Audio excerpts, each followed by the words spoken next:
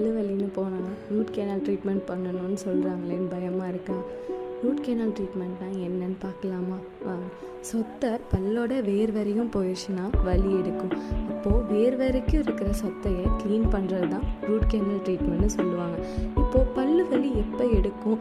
எப்போ சொத்தை பல்லுக்குள்ளே இருக்கிற நரம்பு, அதாவது பல்ப் ரீஜனை டச் பண்ணுதோ அப்போ தான் உங்களுக்கு வலி எடுக்கும். இந்த ரூட் கேனால் ட்ரீட்மெண்ட்டில் என்ன பண்ணுவாங்கன்னு பார்த்தீங்கன்னா, சொத்தையோடு இருக்கிற அந்த நரம்பையும் வெளியில் எடுத்துட்டு அதுக்கு மாறாக கட்டாப்பர்ச்சாங்கிற ஒரு மெட்டீரியலை ஃபில் பண்ணுவாங்க. அதுதான் செயற்கையான நரம்புன்னு கூட சொல்லலாம். என்ன யோசிக்கிறீங்கன்னு புரியுது. இதெல்லாம் பண்ணும்போது வலி எடுக்குமே தானே. அதுக்கு தாங்க வலி எடுக்காமல் இருக்க மரத்து போகிற ஊசி போடுவோம் பல்லுக்கிட்ட. அந்த ஊசி போடும்போது பல்லுக்கு சுற்றி இருக்கிற ரீஜன் எல்லாமே மரத்து போயிடும்.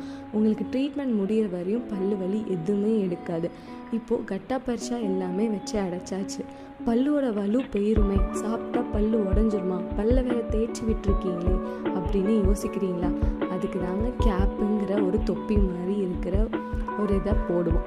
அதை வேர் சிகிச்சை முடிச்சுட்டு போட்டிங்கன்னா எத்தனை வருஷம் ஆனாலும் உங்கள் பல்லு அப்படியே இருக்கும். சரிங்களா?